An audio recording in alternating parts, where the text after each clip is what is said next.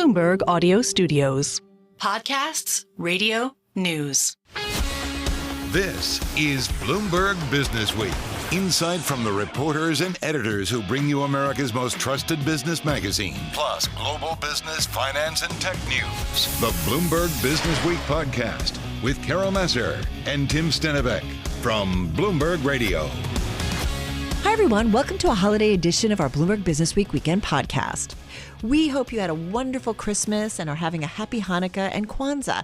And in the spirit of the holiday season, amid the playing in the snow or basking in the sun, and spending time with loved ones, friends, family, you may also find yourself with a little bit of time on your hands. With that in mind, here's our team's winter reading list, courtesy of authors and books featured on Bloomberg Businessweek just over the last 6 months. Everything from America's government teacher to the hidden intricacies of zoning to the journalist who took a journey into the heart of American democracy and the mac and cheese millionaire. Yum, yum, yum. Love that. We begin with our team's pick. It's something we cannot seem to stop talking about this year, the AI revolution. We recently dedicated an entire weekend podcast and broadcast to artificial intelligence, covering everything from big tech's massive gains this year and part two investments in artificial intelligence to the large sums of energy needed to power the data centers doing all the computing required by AI. As investors reward companies' use of AI, others are ringing alarm bells about getting the tech under control before it controls us. Dr. Terence Sanowski is Francis Crick Chair at the Salk Institute for Biological Studies and Distinguished Professor at the University of California at San Diego. He's also president of the Neural Information Processing Systems Foundation. His dual expertise in AI and neuroscience led him to write the book, ChatGPT and the Future of AI, The Deep Language Revolution. I think that what's happening right now is really unbelievable in terms of the breadth and the depth and the excitement. And so I was there at the beginning. Geoffrey Hinton and I collaborated in the 1980s. All the learning algorithms that are being used today for these large language models and deep learning were developed by us back in that era. And of course, what we didn't have back then were computers that were fast enough that could scale up these models to be, to be able to solve these very difficult problems in artificial intelligence. So I want to ask you, how did you think about neural networks and large language models in the 1980s? How do you think about them today? We actually had a premonition that these large language models were really good at language. And that was a particular project, a summer project for a graduate student in my lab called NetTalk, which was trained on a dictionary to be able to pronounce English text. If you give it an article from the Wall Street Journal, and they would pronounce it in an understandable way. And this in linguistics is a very difficult problem because English is so irregular. There are a lot of regularities, but you also have irregularities, and then you have rules for the irregularities. But it really was amazing that a small, tiny network with just a few hundred units and tens of thousands of weights, the parameters, the connections between the units could do that. It was like an amazing compression of complexity. And now we know that these large language models, the deep learning networks, they love language and they are capable of things that we never could have imagined. That's really what I wanted to talk about. The idea of super intelligent AI. Mm-hmm. What are we not thinking about? What's the threat out there? My good friend Jeff is very concerned, and I think he's one of the smartest people I've ever met. And if he's worried about it, then there's a concern. However, I think that even if you're concerned, it's very difficult to know when that's going to happen, if it ever will happen. And there are super forecasters out there, and this is from The Economist magazine, who are much better at people who are experts at predicting, if and when there may be a catastrophic or an existential threat. And it turns out that, in fact, they're not as concerned as the experts in AI. I'm happy that someone is thinking about the worst case outcome, because if not, then if it ever happens, we're in trouble. But paint that picture for us, because I think a lot of people are worried about doomsday scenarios here. And if Geoffrey Hinton is worried about that stuff, I mean, we should be worried about it, you're saying? I think that we should be cautious That is to say, we should be constantly thinking along the lines that Jeff is in terms of what could possibly happen, and be cautious and put in precautions so that it can't happen. What I'm really concerned about are the unintended consequences, things that you cannot predict. Something may happen that no one thought of, even Jeff. Yeah, and we have learned certainly, right? Great financial crisis, pandemic, like the unthinkable can happen, and you throw technology into it and you just kind of don't know where it's going to go. Exactly. Okay, so now I'm terrified. Okay. Don't be scared, Carol. When you talk to people, do you say, wait, this is really going to be net a good thing? Look, all new technologies have good and bad consequences. And you try to mitigate the bad, and you have to balance them, and right now, it looks like the good is way, way ahead of the bad in terms of the impact it may have on us and society and businesses. But, like I say, we have to be careful because we don't really know where it's heading. I got to ask you, because I am still trying to understand, and I get worried that we throw these words around, certainly not you, but we, as we try to understand this, not having full comprehension of what artificial intelligence, the large language models that we're talking about today, where it takes us. Is it as subtle and evolving and life-changing as the internet was for us? So this is something that is emerging, and I have, since the book was sent to press in the summer, I have a Substack where I have tried to fill in with the new things that are happening, and I'm preparing something, a new 12th version the blog on the question of whether AI is overhyped or underhyped. And I've thought a lot about this, and I think that it depends on the time scale. I think that on the short time scale, it is overhyped. There's no doubt about it. There's just so much out there. I mean, every day the newspapers are filled with AI and your program. But I think in the long run, it's actually underhyped. I think the real change in the internet, for example, didn't occur within the first 10 years. It was much later. Again, unintended applications that emerge that have enormous impact on our lives, like social media. So I think the same thing is going to happen with AI. But is it different?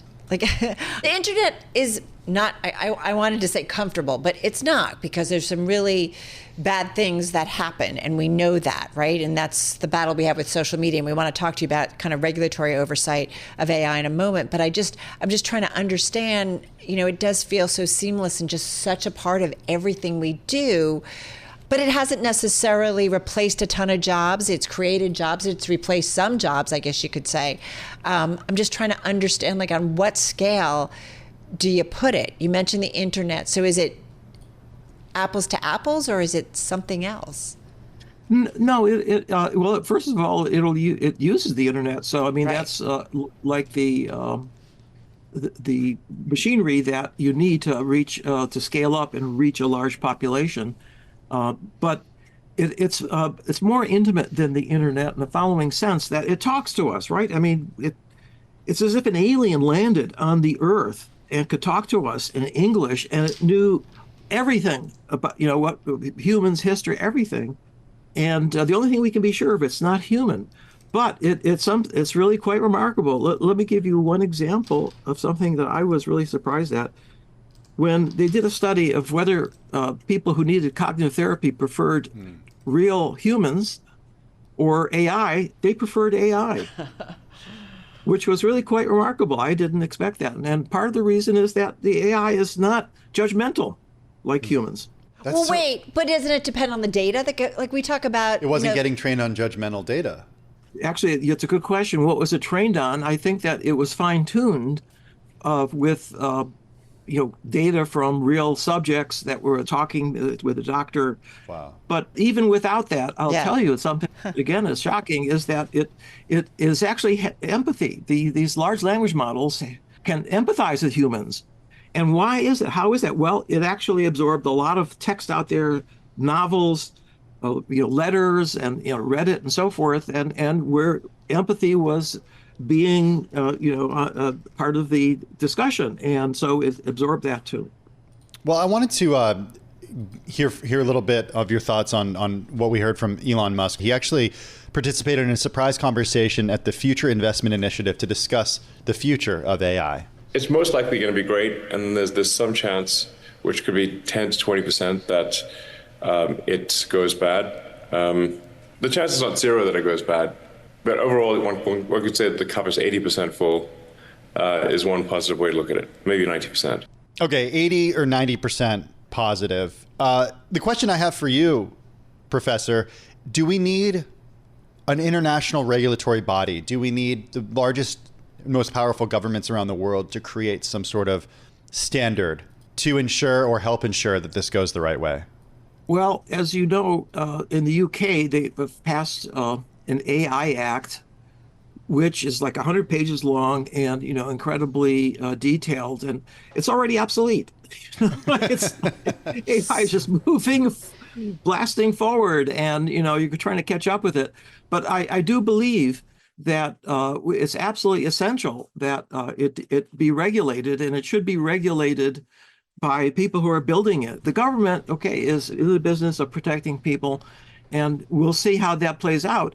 But in, for example, molecular genetics, this happened, back in the 60s, 70s, they had a meeting where they came together at a seminar, and they came up with rules and regulations for doing experiments under the careful protection so that nothing leaks out, nothing gets out.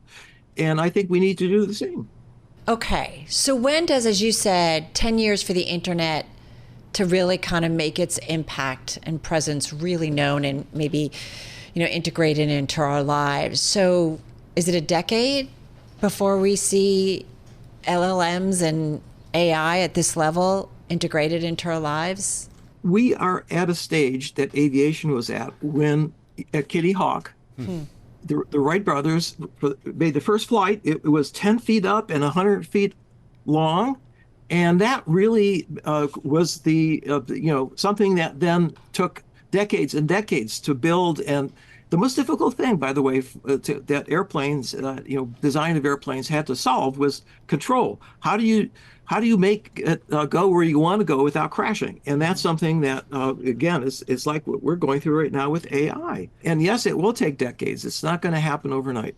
That was Dr. Terence Stenovec, Francis Crick Chair at the Salk Institute for Biological Studies and Distinguished Professor at the University of California at San Diego. His new book, ChatGPT and the Future of AI, The Deep Language Revolution, is out now. You're listening to Bloomberg Businessweek. AI is certainly in focus this year. Another thing in focus, U.S. politics. A book that our team liked came from America's so-called The Government Teacher, who wrote about the small and the mighty, 12 unsung Americans who changed the course of history. That happens to be my pick. More when we come back, right here on Businessweek. You're listening to the Bloomberg Businessweek podcast. Catch us live weekday afternoons from 2 to 5 p.m. Eastern. Listen on Apple CarPlay and Android Auto with the Bloomberg Business App. Or watch us live on YouTube. All right, everybody, think back to your history classes growing up. You probably remember learning about, of course, the presidents, wars, major wars, and the social issues of our past. But some things that may have gone under the radar were the lesser-known figures in American history who had a major impact. And that's what our next author wanted to bring to light. This next book, it's actually Carol's pick, is by #1 New York Times bestselling author, educator, and podcast host Sharon McMahon. Known to many as America's government teacher, she informs her million-plus audience about history, government, and current events. Now, we should note we spoke to Sharon weeks before the presidential election. We did get her take on whether the electoral system in the United States is working or if it should change. So here's my pick for your winter holiday read from author Sharon McMahon and her book, The Small and the Mighty, 12 Unsung Americans Who Changed the Course of History. I do think that it is time to reform the electoral system in a number of ways. I don't think the system, first of all, works the way that the founders or the framers intended it to work. But I also think that the framers were very clear that the system should be refined as needed, which is why they built two separate ways to amend the Constitution right there into the document, right? This is not Holy Scripture. This is hey, here's a working document with some of our ideas of how we might run this country. And if it's not working out, here's two ways we can change it. So The concept of winner take all in the Electoral College, that's not in the Constitution. Winner take all actually didn't develop until 30 to 40 years after the Constitution was ratified. The framers never intended for a winner take all Electoral College. And most Americans do not feel well represented by the way the current system works. If you are a blue voter in Alabama or a red voter in California, I guarantee that there's an element of feeling disenfranchised by the way the system works. But I would also advocate for a couple of other changes. One of them is, as you mentioned, an abbreviated election period. We don't need to spend $1 billion each. That's what Biden and Trump each spent in 2020, $1 billion each. Most Americans agree we could find better things to spend $2 billion on than flyers that are put in the trash and commercials that air for 30 seconds at a time. That's one way. I also think so many Americans feel like the way the process for choosing nominees is broken. The process for how do we get to pick which person is going to represent us, the primary process, because they happen in a, sort of like dominoes fall. If you're in a state with early primary, you get an outsized amount of input. State with a late primary, often there's only one person left standing. Why can't all Americans have a say on one national primary election day? I agree. It's interesting. I'd heard on a podcast that I listened to and said that one thing to keep in mind, though, when you look at the election outcome when Donald Trump was elected, and I'm not taking sides here, but just so you need to understand that when you have candidates who are very, very different individuals, that depending on who wins or loses, in the case of when Donald Trump was in the White House, that there is roughly half of America who agree with or like who he is as a leader. And you could say for the other side. And when you have such a difference, how do we make it so a government that is much more representative of people who feel very different about the way forward, not just as leaders, but as Americans? Yeah. I think this is the problem that we're having now, which is that there is not an ideological center of the country. We have these sort of, farther left and farther right. And yes, you can make a lot of arguments that what's far left in America is not far left overseas. I understand all of that. But an ideological center is a moderating force in politics. It's a moderating force on the Supreme Court. It's a moderating force in Congress. You have to convince the people in the ideological center that the position that's slightly to the right or slightly to the left is the one worth taking. And that ideological center is often persuadable by the best arguments, by the best ideas. And so right now, the electoral system heavily favors people who are more ideologically extreme, more ideological, farther to the right or to the left. And that ideological center is something that we've eliminated by and large by gerrymandering and, by other mechanisms that, again, were never intended by the framers to be used. And that ideological center is something that Americans can choose to vote for if they want to. They can choose to vote for those candidates who are less extreme. So you're optimistic about that? Because it does seem like in recent years we've just become more polarized and we've become more extreme. Well, we can't make positive change by having a fatalistic viewpoint that nothing good can ever happen. If you want positive change to happen, you have to have hope that it will. And I like to reiterate that hope is not a feeling that you wait to experience where you're just going to wake up one morning and the birds are going to be chirping and the sky's going to be blue. Our ancestors, the people who built this country, operated on this assumption that hope was a choice that they could make. And it was that choice from which all good things would follow. Sharon, who are these unsung heroes? And I don't know, how did you kind of go about this process? Why did you want to write it? Give us a little bit of background. As you mentioned, I've been a teacher for a long time, and it is often the stories of the people you've never heard of that are some of the most interesting. They're the stories that children and adults alike feel like, dang, I wish I had known about them before, so those kinds of stories, the stories that you just don't see in the bold face in the textbooks that are often the most intriguing. Americans love like a secret of some kind, the secret story behind something that happened, right? That's just sort of innate human nature. So I have found them interesting for a long time. And when I conceptualized this book and wanted to sort of bring some of these stories to bear, bring some of these characters to the table, that was one of the things I was thinking about, is who has made a significant contribution, a significant impact where they were with the resources available to them. I think we often mistakenly believe that the levers of power that are accessed by government are the only ways to make a difference. And the people in this book, by and large, do not access power via the levers of government. They, most of the time, are not wealthy or famous. Most of them had very significant challenges in their own lives, and yet they set out by virtue of circumstance and luck in many cases, did something truly extraordinary with their lives. The examples in your book end in the 1950s, and I'm wondering if there are any examples today of people who are alive that wielded power outside of traditional government channels that we can look to who are currently alive. Mm-hmm.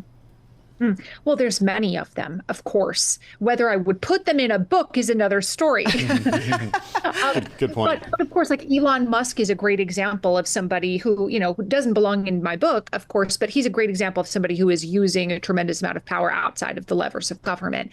But most of the people in this book had no such large platform from which to jump like Elon does. Did not have billions of dollars, did not have the ability to buy a mouthpiece the size of Twitter/X. But there are absolutely still great Americans. I think we often think of great Americans as being like the people in the black and white pictures or the oil paintings of the past. And I really wanted to dispel that notion that great Americans were people of the past. They're people today. And I think many would argue that some of the poll workers, right, of the last few years in elections are those unsung Americans and heroes. Give us one or two, if you will, that are in your book. One of the people that I really love in this book is a woman named Septima Clark, who had a very tumultuous upbringing. She almost commits suicide, is saved the last moment from committing suicide. On more than one occasion, she's like falsely arrested, fired, had just terrible circumstances happen to her.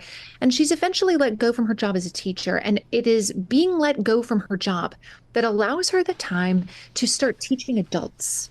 And one of the people that she begins to teach is a woman named Rosa Parks. And it is Septima Clark who begins something called Citizenship School that helps train African Americans all over the South to become voters, to become elected officials, to figure out how to make things happen for their own communities. And she said something that I think is really worth remembering today, which is that at the end of her life, someone asked her, what have you learned?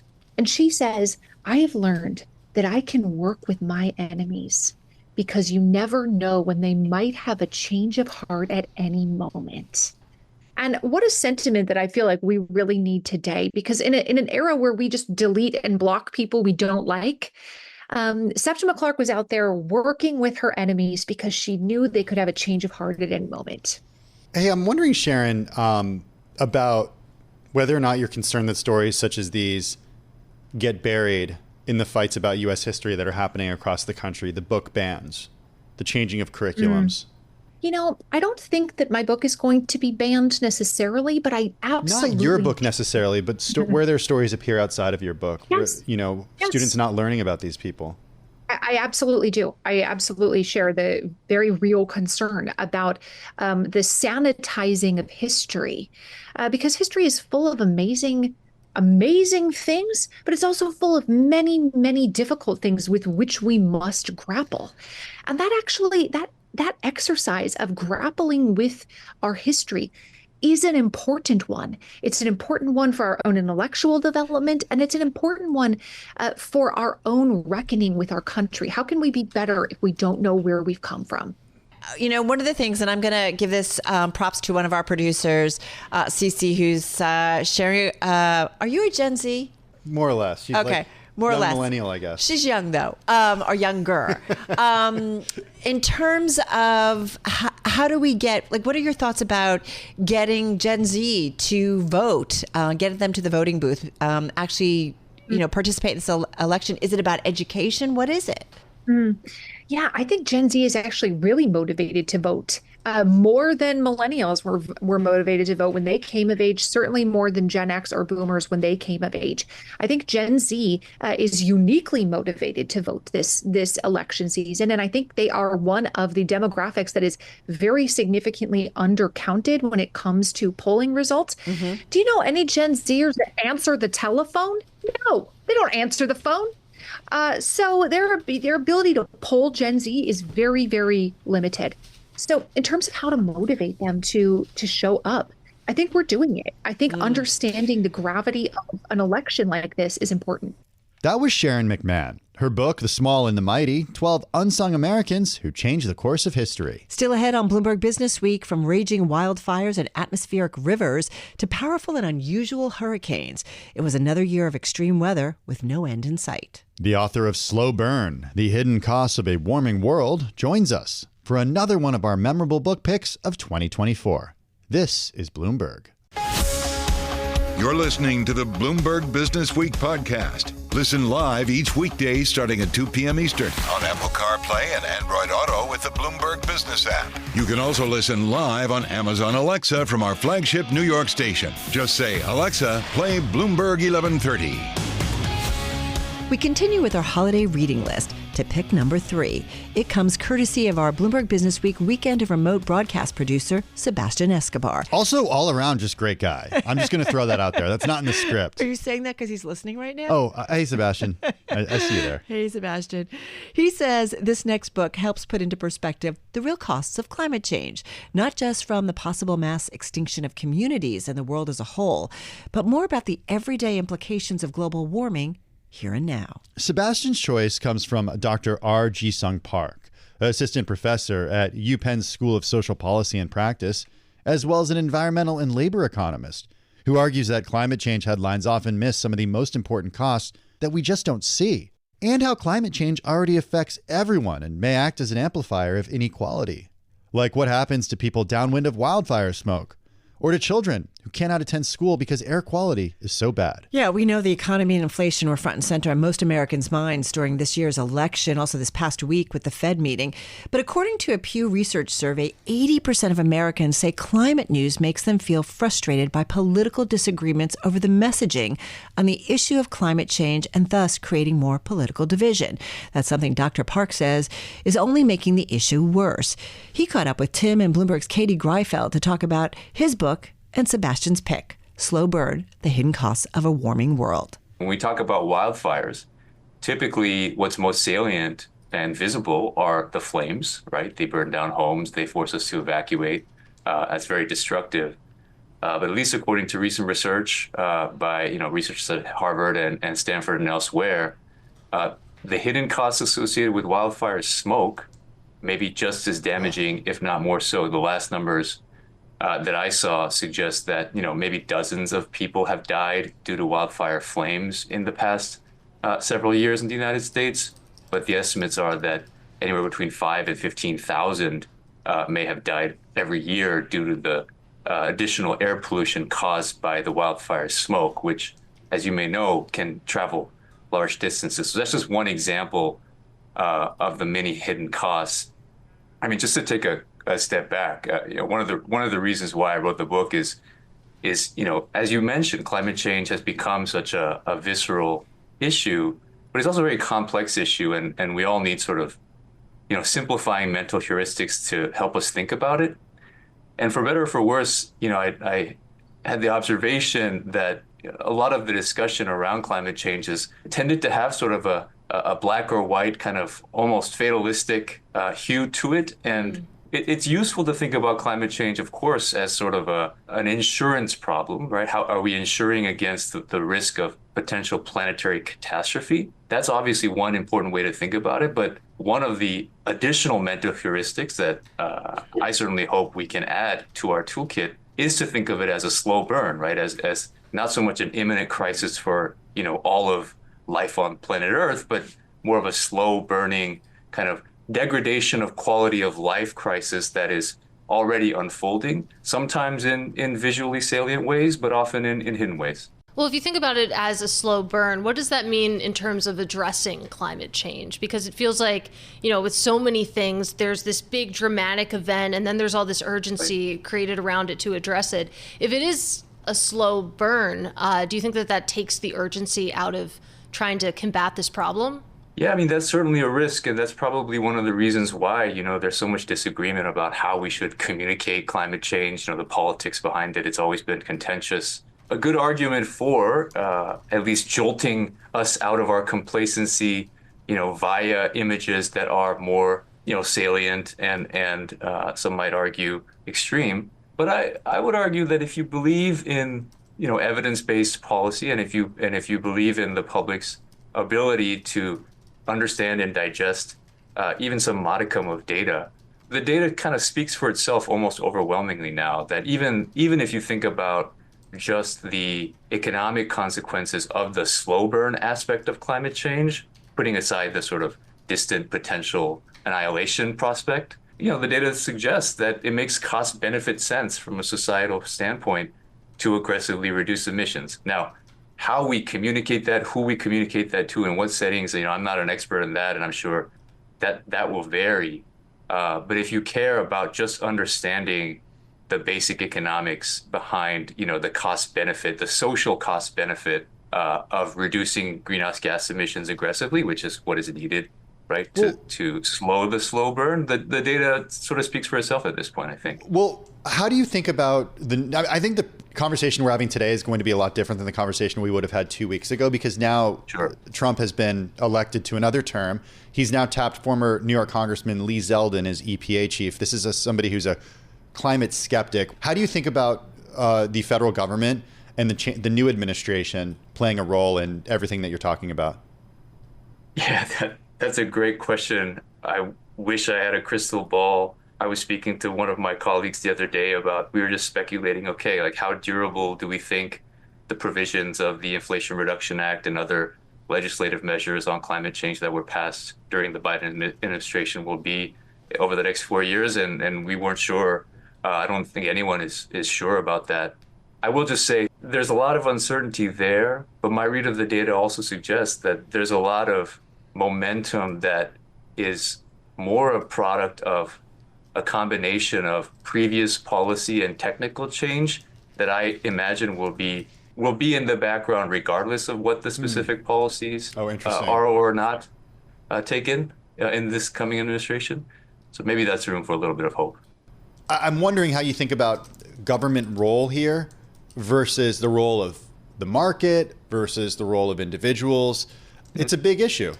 Yeah, absolutely. And so maybe it's worth taking a step back and separating out what realm in which we are referring to. When it comes to climate change, right, you can think about mitigation, right, reducing emissions, the energy transition, whatever name you want to put to it, right? The role of government there is in some ways unambiguous, at least in terms of whether there should be some government role, and we can get into why that is. But the short story is that, climate change constitutes a classic negative externality problem and a global public good problem. And so government needs to play some role in setting the market signal straight. Of course, that doesn't mean that government is the only player.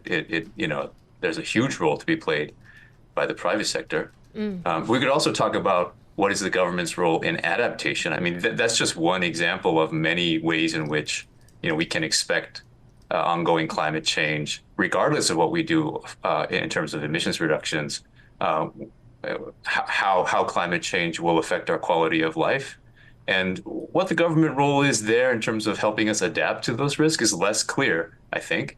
I think it will depend in large part on, what are the market imperfections at play when it comes to these kinds of adaptation decisions. Are there important information asymmetries, or is there sort of a coordination role to be played? But to answer your question, I think it kind of depends. But certainly in the context of, mitigating emissions so that we can slow global warming, climate change overall, I think it's quite obvious that government has to play at least a catalyzing and sort of price signal setting role, if that makes sense, whether that's with a price on carbon or something else. Let's talk a little bit more about consequences, because you make the point in the book that it's not just some of the obvious day-to-day consequences that you might think of, but you also talk about lower test scores, for example. You talk about higher crime rates, not issues that people would typically associate with a hotter planet. Draw that link for us. Yeah, sure. And again, that was one of the motivations, the research that I've engaged in and I'm familiar with, that there's this increasingly intricate and compelling story of how even so-called non-catastrophic amounts of warming appear to have, subtle but cumulatively meaningful and pervasive consequences for day-to-day life. So you mentioned test scores. There are a number of studies that now show that students taking their exams on a hot day, even in a place like New York City, which, is one of the materially wealthiest, places on Earth. Nevertheless, students who take their exam on a 90-degree day, roughly 10% less likely, these are New York City Regents exams, to pass a given subject. Another example that may not be obvious is just thinking about how climate change interacts with the world of work. Even in the United States, again, one of the most highly industrialized countries in the world, there are many millions of workers. In fact, over 2/3 of the roughly 100 million or so workers without a bachelor's degree, who are routinely exposed to the elements on the job. Agriculture workers, construction workers are the first two categories that come to mind, but there are many others. Utility repair crew, warehouse workers, even in some indoor settings where there are already ambient sources of heat or cooling is difficult. There's evidence to suggest that when temperatures rise, and they don't have to be in the triple digits, even moderately elevated temperatures in the 80s and 90s can lead to a significant uptick in the risk of serious accident or injury or illness on the job. So, these are the kinds of, what I'm calling subtle climate risks that are more pervasive than first meets the eye, and which, the data and the research that have come online in the past decade plus give us a much better insight into. How do we make people care? We just went through an election where overwhelmingly what we learned was the only thing that matters is inflation in the economy. That's what polls are showing us. How people feel about their economic situation. How do you get them to care about the temperature that kids take a test in when they can't afford to feed their family at the grocery store? That's a great question. I don't know if I have a great answer, Tim. But, one way that I've continued to think about this problem is, by clarifying the links between something like climate change and the economy, and making it, maybe moving climate change as an issue out of what has historically been, an environmental policy issue per se, into a more, hey, it actually matters for the broader operating, infrastructure of the economy. It matters for, how we understand economic well-being broadly construed. That may be one way we make people to care a little bit more. That was Ji-Sung Park, assistant professor at the University of Pennsylvania and author of the book Slow Burn: The Hidden Costs of a Warming World. And that wraps up our first hour of the weekend edition of Bloomberg Businessweek from Bloomberg Radio.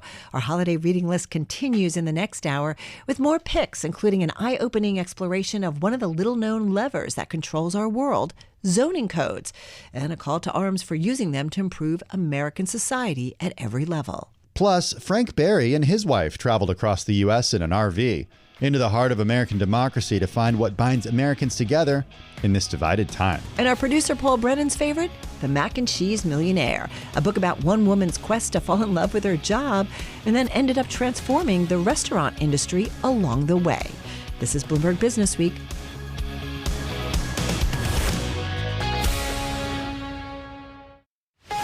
You're listening to the Bloomberg Businessweek podcast. Catch us live weekday afternoons from 2 to 5 p.m. Eastern. Listen on Apple CarPlay and Android Auto with the Bloomberg Business App. Or watch us live on YouTube.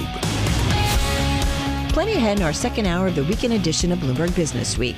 Our team's holiday reading list continues, including with a book about road trips, blue highways, and backwater Americana, with the hopes of seeing more clearly what holds the country together and how we can keep it together. Also, from an overworked lawyer to restaurant owner, a look into the journey of the mac and cheese millionaire. First up this hour, the fourth book on our winter holiday reading list. It's Tim's Pick, which is a book that covers something invisible yet also holds significant regulatory power over local government and determines how we experience cities. We're talking about zoning. You love this one, Tim. Yeah, everybody's talking about zoning right now. I mean, it's when we talk about affordability in cities, everyone's taking a look at zoning. Yeah. Because this is a real local issue. Many people argue that central to the housing crisis in the U.S. is zoning. The notion that only certain things of certain sizes can be built in specific areas. Sarah Bronin is a legal scholar and architect. She's also a professor of law and urban planning at Cornell University. She argues that once we recognize the power of zoning, we can harness it to create vibrant communities and ensure everyone has access to affordable housing, public transit, and healthy food. Her book, Key to the City: How Zoning Shapes Our World. Zoning, which is enacted at the local level by maybe 30,000 counties and cities and towns across the country, has huge impacts on our housing market and our ability to provide affordable and accessible housing to people who need it. We're talking about the idea of NIMBYism and the idea that in certain areas you're only allowed to build a single family home of a certain size on a certain plot of land. And if, Carol, we had zoning for more dense housing, we could build more housing and provide more people with shelter. You know, I feel like this is something, Sarah, that we have been talking about for a long time, right? The housing shortages. And for people who work in major cities who can't afford to live in those cities and nobody wants to build, and so they've got to commute, long commutes to get into the city to get to their jobs. So how do we change some of this? And is it if we could just change zoning, would everything be fine? Well, zoning is definitely just one piece of the puzzle. But Carol, you raised a really good example of people who have to live maybe out in the suburbs because we're not building enough housing where they want to live or how they want to live. So typically in this country, across far too many jurisdictions, we've seen zoning that provides what you might consider one size fits all or cookie cutter development. A house on a half acre or an acre or even the size of a football field, about 2 acres or more, all across this country dictated by zoning rules. And so we don't see townhomes, we don't see multifamily housing, we don't see more affordable options or more appealing options to people who may not want to drive, to seniors who want to age in place in some of those suburbs and in their small towns. We're not really providing that diversity of housing. And I think that has had huge ripple effects on our economy and on our growth. When you think about zoning, is it twofold or threefold or fourfold? In other words, is it about supply? Is it about variety of housing being afforded? Is it also about thinking about the space itself? And that sometimes means open space and places to farm, do urban farming, whatever. Like, it's a lot of components. Yeah, I think it's all of the above, but I want to touch on the last thing that you mentioned, which is essentially the characteristic of all these large lot zoning codes that make us push farther outward into farmland and into forest land. And essentially what we have said to developers, to property owners is, if you want housing, you've got to go outward to build. Now, that's a big problem for us from an environmental standpoint. It's also a big problem from a food security standpoint. So the point I try to make in the book is, hey, look around. Zoning is controlling a lot of the outcomes that we see, and some of the outcomes that we probably don't really want, not just as a resident in a particular town, but as Americans on the whole, trying to think about a broader approach to land development that will benefit our economy, our society, our food security, our transportation security, and so much more. But housing, I think, is one of the core issues when it comes to zoning. What about something like historic preservation? And I'm asking you because you have a lot of experience with historic preservation. You served as the chair of the Advisory Council on Historic Preservation. Is that a position you still have? I think you're on office until 2025. Yes, I still serve in this federal role, but I'm talking today in my professor role and as a preservationist. And from a zoning code standpoint, you do see a lot of zoning codes that do integrate some nod to historic structures.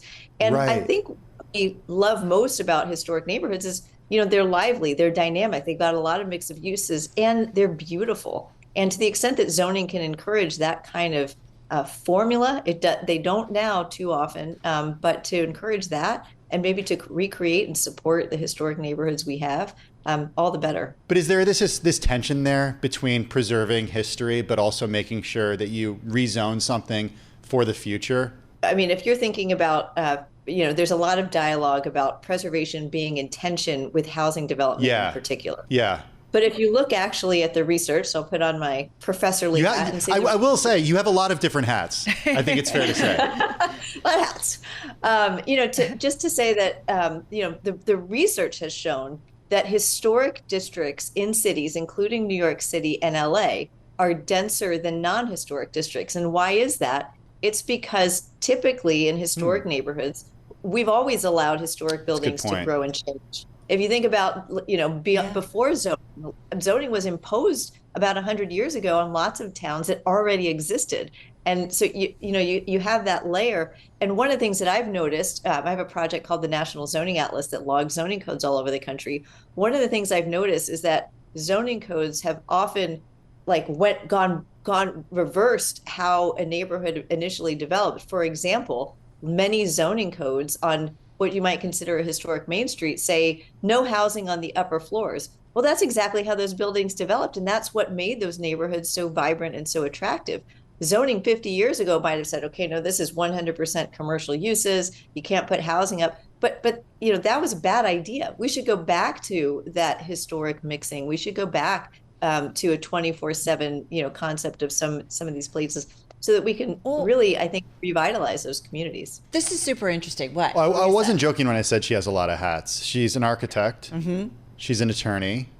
She's a policymaker, an author, and a professor, just to name a few things. So. Okay. Now I feel like I've done nothing with my life. It is super, super impressive.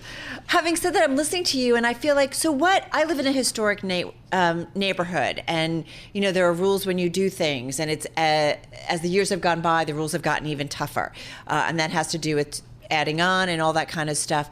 And yet, the city seems to push in terms of newer development, squeezing things in almost everywhere. And it's getting to a point where there's a little bit of a pushback and fight to kind of preserve some of the open space or preserve some of the old, train embankment or something like that is part of the neighborhood. When does...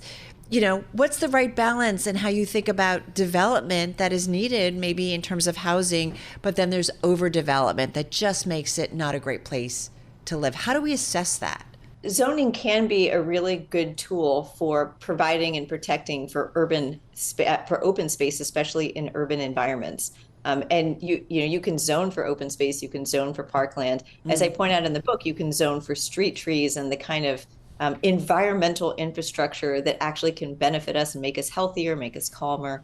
But going back to your question on density in historic neighborhoods, I'm a proponent of lots of different housing options, whether it's carriage house conversions to accessory dwelling units or, allowing for 1, 2, 3 family housing where it's appropriate. But I'm also a big fan of looking outside of those historic districts to say, what kind of compatible development can happen that can be complementary of the existing historic districts? Because you do want to keep that sense of vibrancy. You do want to allow historic neighborhoods to change. And I will say, thinking about the approach to historic preservation, you've talked about, add-ons and additions.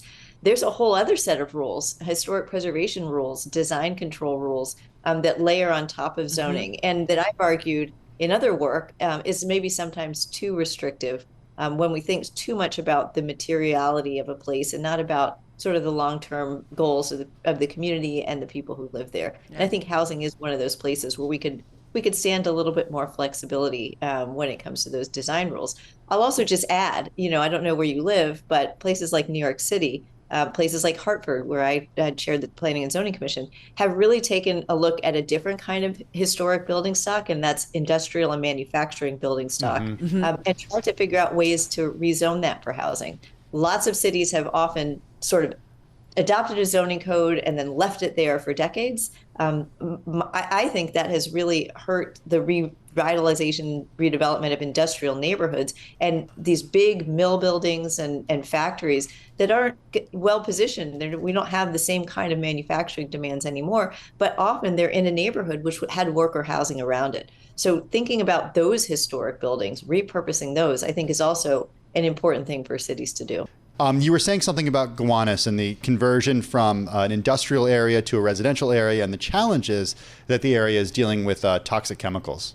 And that's why I said at the beginning of this conversation that zoning is just one piece. And so thinking about, when cities are trying to figure out how do we revitalize this neighborhood, zoning is a critical part because it says how it can be revitalized. But there's all of these other issues too, including financing, including environmental cleanup.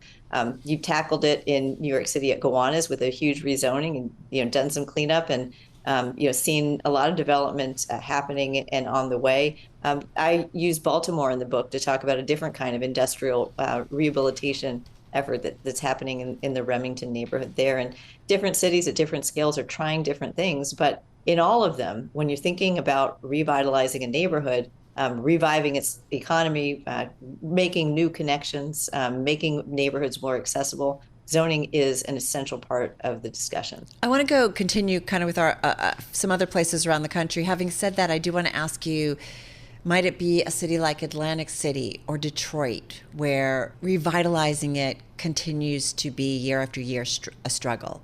Are there some areas that cannot be revitalized? So both of these cities present very different studies of the issues. I mean, when it comes to Detroit, I think what has happened there, as has happened in Hartford and Buffalo, similarly post-industrial cities that have seen population loss and have seen disinvestment, is that increasingly city leaders have turned to the zoning code.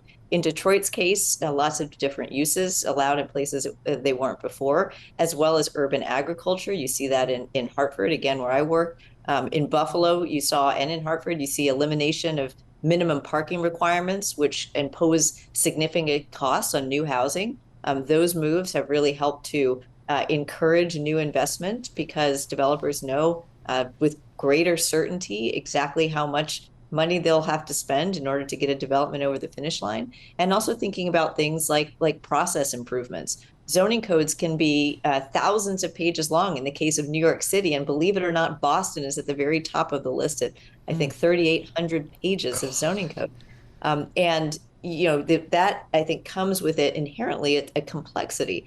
And so stripping away some of that complexity, writing the rules of the game in advance is a strategy that places like Detroit can use to help spur economic growth through the creation of certainty. And you see that across regulations, right? Business people want certainty, and zoning is no different. And land, of course, a highly important commodity. Okay. Can we talk cars real quick? You mentioned minimum parking requirement being removed. Something I think they did with some projects in New York City. What does that mean, minimum? So correct me if I'm wrong, Professor, but the idea with a development, you have to guarantee a certain number of parking spaces per number of units in a building. Is that right? That's right. So what that means in some cases, we've seen codes that require 4 parking spaces for a single apartment. Wow. Often what that means is that you're building more parking than housing. So what does that tell you about the jurisdiction's approach to housing development? It's almost like they're stacking the deck against new housing. We also know that parking it's not beautiful. It's a lot of pavement. It is not necessary in places like New York City, but I'm going to use New York City as an example. I know they're trying to change that right now with the City of Yes zoning proposal.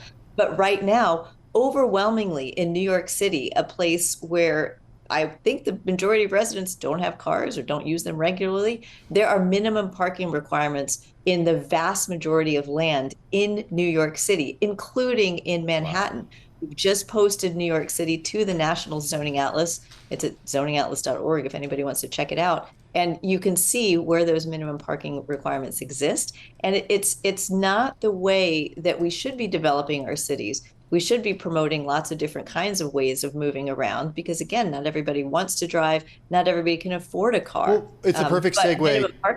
Sorry, I want to jump in because we only have 3 minutes left, but Sure. it's the perfect segue to talk about public transit and cars in the United States. And it just to me feels like this is such a car-centric culture. And this country was designed essentially for the automobile. And it makes me think that so much of what we see with zoning and development is inextricably bound to the idea that we are driving ourselves from one place to another place. Convince me that I'm wrong. You're right.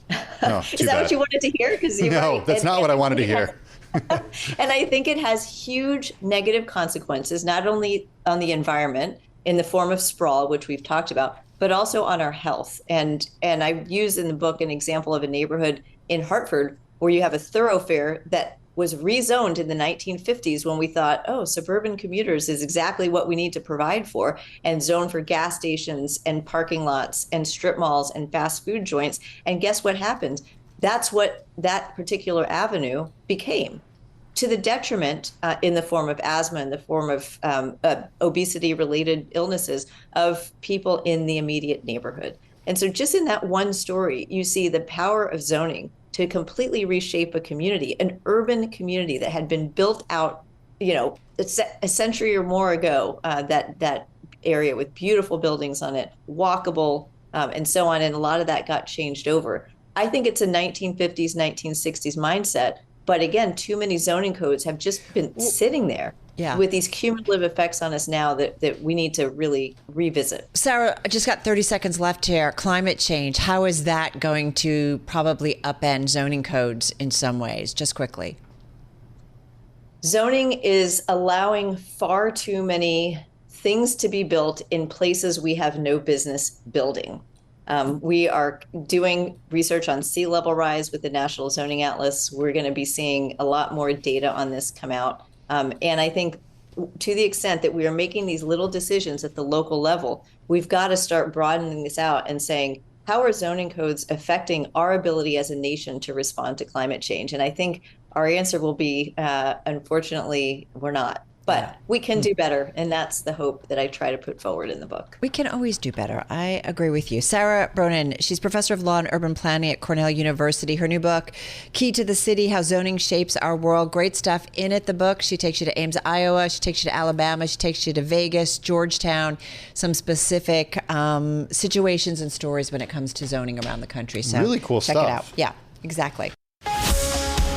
You're listening to the Bloomberg Business Week podcast. Listen live each weekday starting at 2 p.m. Eastern on Apple CarPlay and Android Auto with the Bloomberg Business App. You can also listen live on Amazon Alexa from our flagship New York station. Just say, Alexa, play Bloomberg 1130.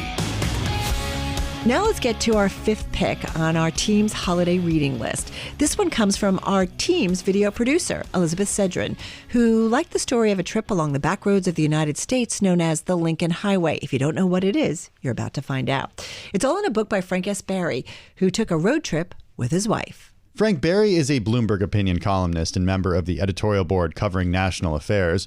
We should also note he was chief speechwriter to Mayor Michael Bloomberg during the 2020 presidential campaign and in New York City Hall.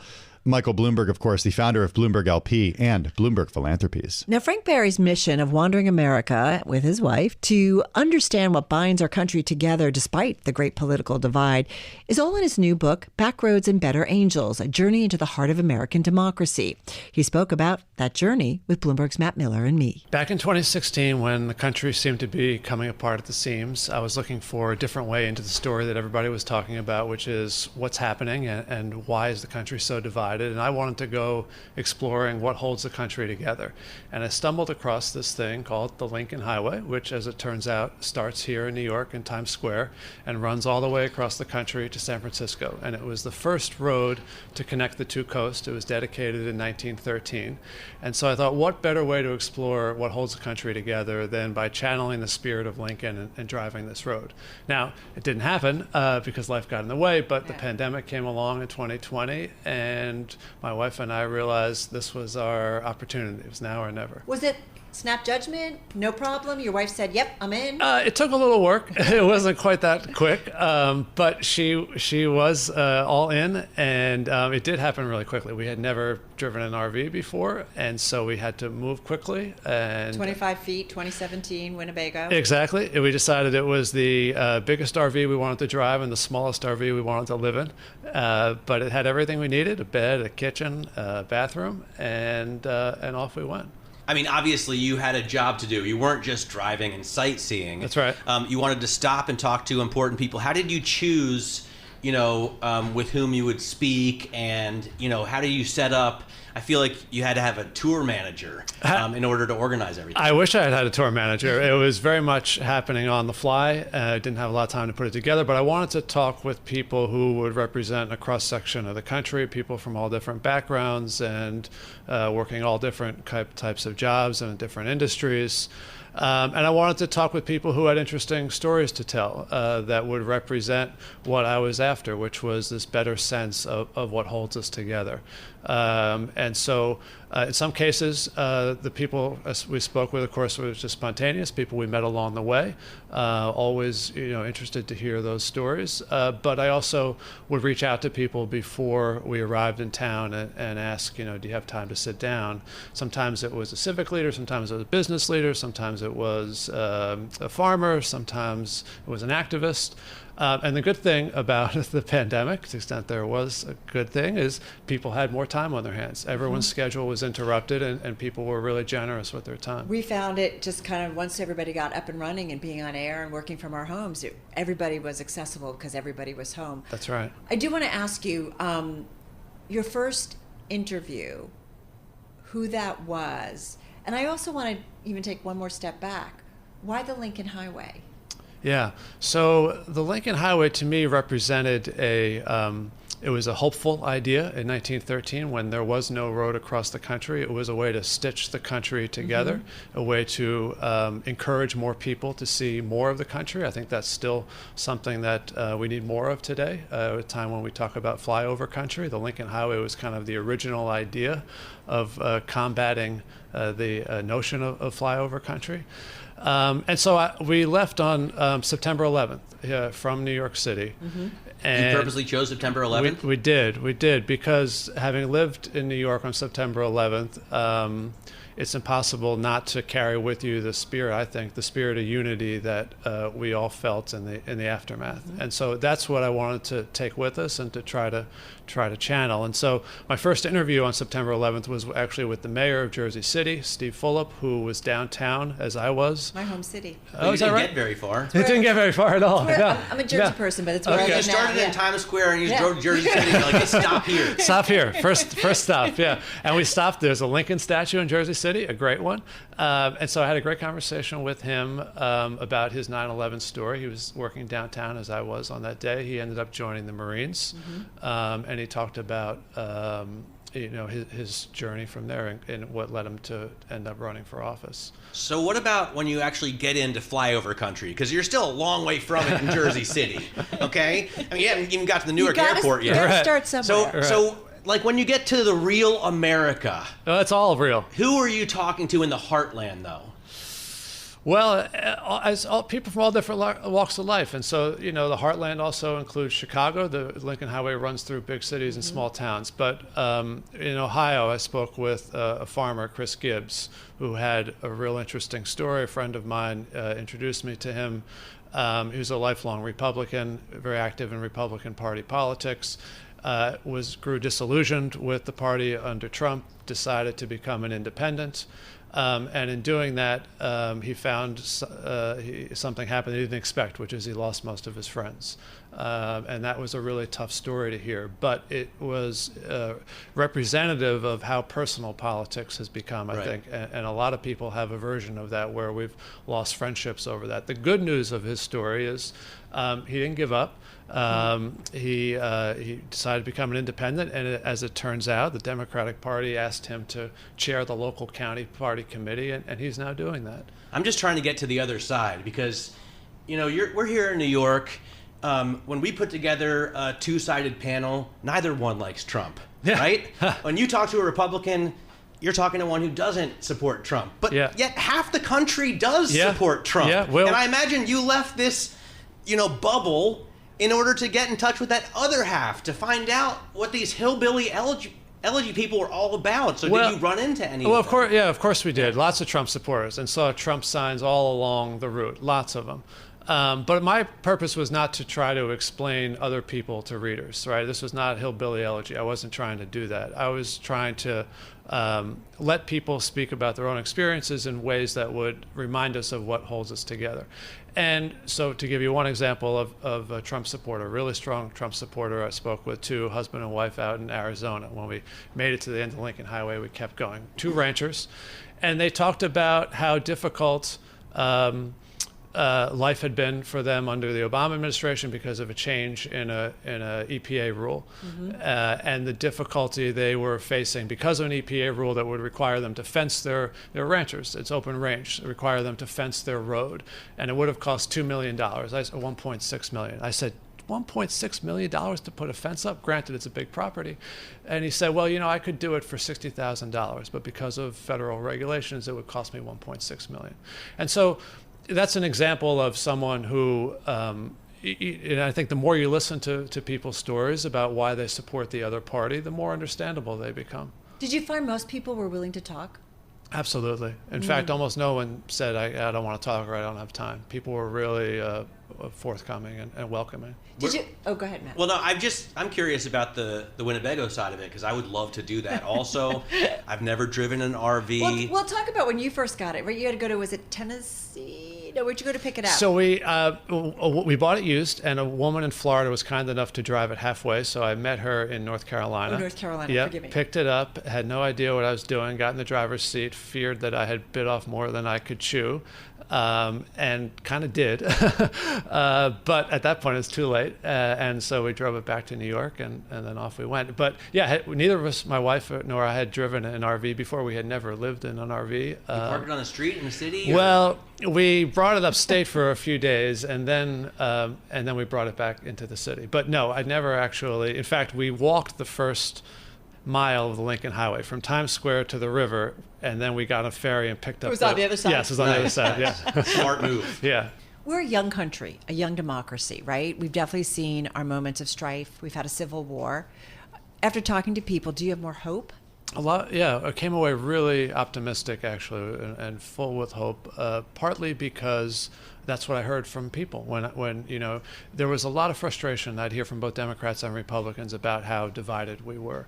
But in the end, most people expressed hope that we would get through it. They weren't always able to articulate exactly why, but there was this sense that we would get through it because that's what we do. And actually, there's a lot of history in the book, but that's probably the most historically accurate assessment that you could make, because we've been through so much as a country, even though we're relatively young, so much violence and division, Civil War being the worst of it, but plenty of other episodes too.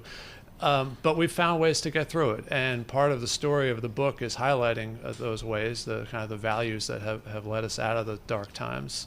And I think the more we can recognize that we've been through versions of what we're experiencing today, the more kind of hope and faith we will have that we can get through it. Are there any prescriptions? I mean, hopefully we don't have to get to a civil war before we can reset, right?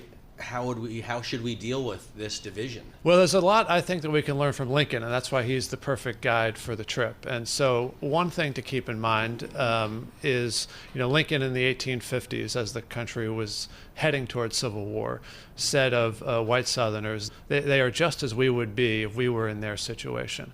Now, Lincoln abhorred slavery, thought of it as a moral abomination. But here he was speaking about Southerners and their support for slavery with no judgment.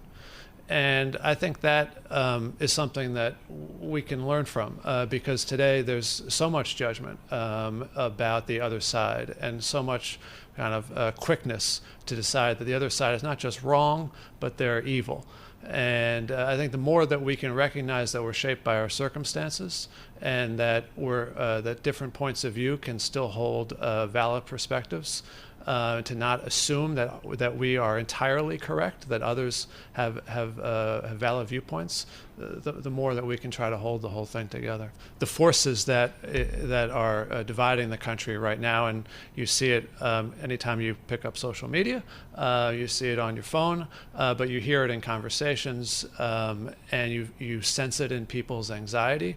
All of that is going to be with us, and it really requires leaders to tap into, as I say in the book, the better angels of our nature. It's a Lincoln phrase, but it does require leadership that reminds us of the best of America and the best of our values, and to recognize when leaders are trying to exploit the worst in us and to tap into our fears and hatred. Well, and I guess we have to be open as well. When I think about the problems on the left, you've got the sort of cancel culture and sort of this gaslighting censorship.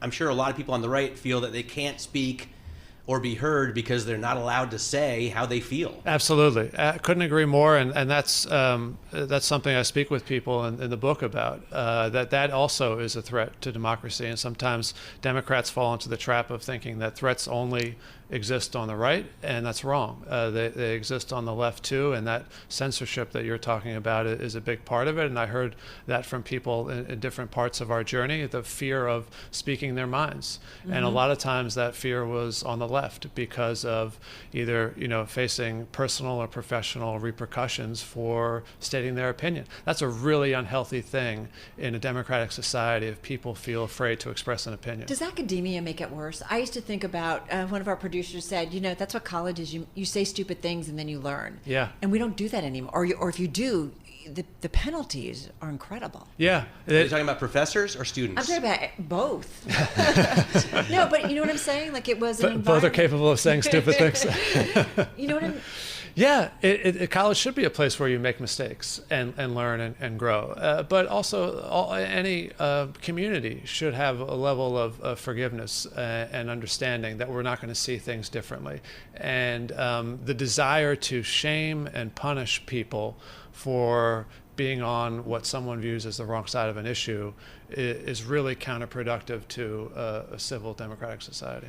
Your last person, we've only got about 40 seconds. Did you think long and hard about the last person you wanted to speak to? Well, as it happens, the trip, we went across the country and back. We ended at the Lincoln Memorial. And so I had an old friend I hadn't spoken to in many years, Sergeant Mike Riccardi, is a Capitol Police officer. He was on duty on January 6th. And so I spoke to him about his day. He's a conservative Republican, and he relayed the events of that day and how harrowing and dangerous and how much worse it almost was. And that was a really powerful thing to hear from him. And so that helps to conclude the story. I'm interested in the Winnebago. How did you like it? And would you do it again? We would do it again in a heartbeat. We loved it. We got very comfortable in it very quickly. We made plenty of mistakes, learned along the way, but yes, do it again in a second. Nice. If you didn't know, Matt is our car guy. It's been a long day here. It's been a super long week. Frank, thank you so much. Good luck with it. Thank you. The book, Backroads and Better Angels, A Journey into the Heart of American Democracy. It is out now. This is Bloomberg Business Week.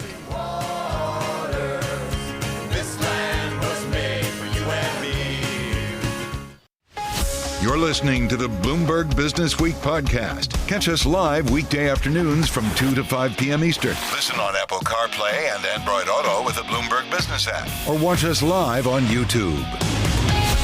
Now to our final pick from the producer who books all of our great authors and produces our daily Bloomberg Business Week broadcast and podcast. We're talking about Paul Brennan. Paul says, I chose the mac and cheese millionaire because having come from a family of restaurant owners, I know how difficult the business is. And Aaron Wade's perseverance and love of food was inspiring. Plus, who doesn't love portions with a quarter pound of cheese? Paul is right about that.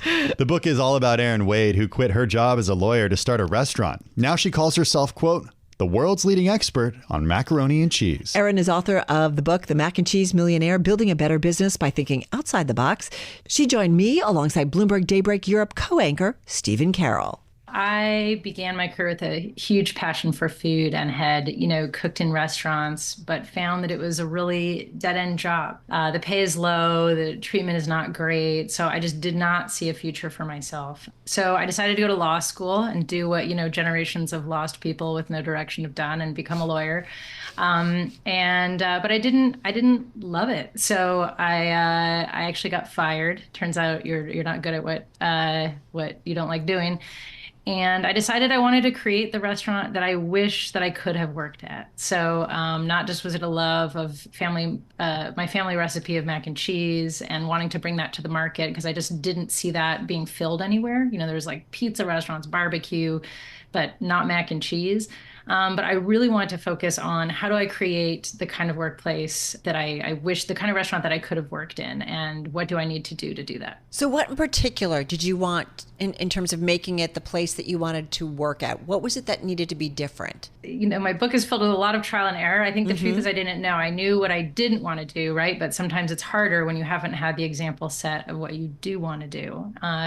So I found that it really came down to three things, which was, communication, collaboration, and collective success. And I'm happy to give you examples of, ways that we did all those three things. But that I found was really the secret to our success. And, not only in an industry where the average tenure is, less than 90 days. Our average tenure is 2.5 years, but our profitability was in the top 1% of restaurants. So I'm really, proud of what we achieved. Yeah, because look, it's a difficult business to get into, and I think if you're going to make a leap of faith into something new, you didn't perhaps pick the clearest or the easiest path to do that. Talk us about getting the first homeroom started. I think that's why actually it makes for such a great business book, because, if we were using these techniques successfully, it is the hardest industry to make it. So, I really think these ideas can work anywhere. But yeah, it's crazy. Banks won't even give you loans because it's considered, your odds are better in Las Vegas than investing in a restaurant. But I do think that with sort of, by using these techniques, I think people in all kinds of businesses can beat the odds. Talk us through the first few months of that business, though. At what point did you know that you were onto something and that was going to take off into something that of course it became a hit? Luckily, we were packed from, day one, and I really credit it to, frankly, just having an exceptionally good quality product. So, at most restaurants, if they have mac and cheese at all, it is a side dish. It's something that is not paid very much attention to. And for us, this is really the main thing. So, we made each one to order. We used my family recipe. We put nearly 1/4 pound of cheese in each portion. So, it's incredibly cheesy. It's fresh. It's made with love and care. And that makes a huge difference versus sitting in a vat somewhere. So I think people were very, very obsessed with the product from day one. But frankly, I think also what we did is created tremendous value surrounding the experience, because I had worked a lot in fine dining, but something that I thought was really lacking in a more casual setting is great design and great service. Those things don't need to cost more. They just need someone to care more. And so, I think that people's perception of value of getting to sit in this really beautifully designed space, getting, some of the best service that they've had in a restaurant while eating, the best version of mac and cheese they've ever had. It's just a winning combo. I have to say, there's a restaurant in our neighborhood, a local one, family run, and they have an incredible mac and cheese, and we will go there just for the mac and cheese. And there used to be a place downtown, I don't even know if it exists, but that's all it did. And great, cast iron skillets and any kind of varieties of mac and cheese. It is just that food that we just love. What's one of the biggest, what was one of the biggest moments in this process? I feel like everybody who started a business, especially in the restaurant industry, we've all seen The Bear and loved it. But I do wonder where you were, it was either just a huge learning experience, whether from your team, from your workers. I don't know. Tell us. I have to say, we used a lot of really interesting techniques to engage people in the business. For instance, we're an open book company, and so share our financials and teach financial literacy. And I think that was a huge aha, right? It really unlocks people's potential and power to understand business in a deep way and to feel like they're part of something that's bigger than themselves versus just showing up every day to cook. So, I'd say that's one moment that I'm incredibly proud of. But Another is that we used all these techniques of, we had a lot of different tools to be communicating, collaborating, and we actually came up with a solution to sexual harassment, which our staff was experiencing. And I wrote a viral piece in the Washington Post about it. It got adopted by the EEOC. I went to Washington to go testify about it. And it's now used by restaurants and bars all around the world. So, I think that also, frankly, when you tap into the power of a workforce, we were just a small restaurant, but made a difference on a global scale. And I'm incredibly proud of that.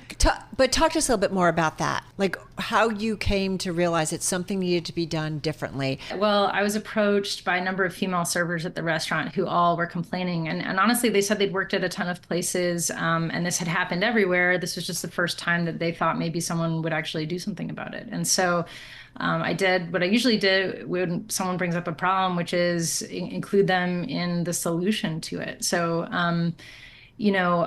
we came up with a system that our entire staff that wanted to participate did participate in creating it. And I think the reason it's so effective is that, honestly, it really sort of honors people wherever they are. It's like basically a color-coded system. And when someone experiences something with that color, they just report the color and an action is taken. So, for instance, a yellow is just you get a bad vibe at a table. You just say, hey, I've got a yellow at table 2, and a manager will take it over for you. And an orange is you have a bad feeling, plus, let's say, an ambiguous comment, something like, I like your shirt. Depending on who says that to you and how they say it to you, it might feel totally benign or aggressive. And so same deal. Someone just goes to a manager and says, hey, I've got an orange at table 2, and the manager takes it over.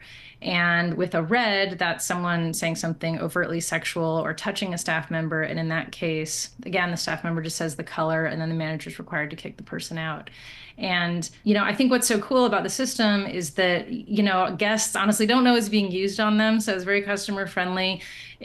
Staff members are going to have all kinds of different experiences, and some people are going to find certain things threatening and other ones won't. And so it allows us to meet staff where they are and take action. And it's really easy for managers to use. And what we found is amazing is we thought it would just be a way of coping with harassment and just giving us a way to deal with it. But actually what it did is it really nearly eliminated the worst forms of it, because very few people walk into a restaurant and stick their hand up someone's shirt. But, they will usually start with lower level things like checking them out or making low level comments. And then once things are tolerated, they escalate their behavior. So it just really sort of stopped the problem from happening, and in a way that I think is really respectful to people, right. No matter if they're customer, staff, manager. I think what I find really interesting about this color code of conduct is you're giving people language to be able to talk about how they feel and how they feel affected by it. And it's a model that's been taken up by businesses elsewhere as well. Talk to us a little bit about how you're seeing,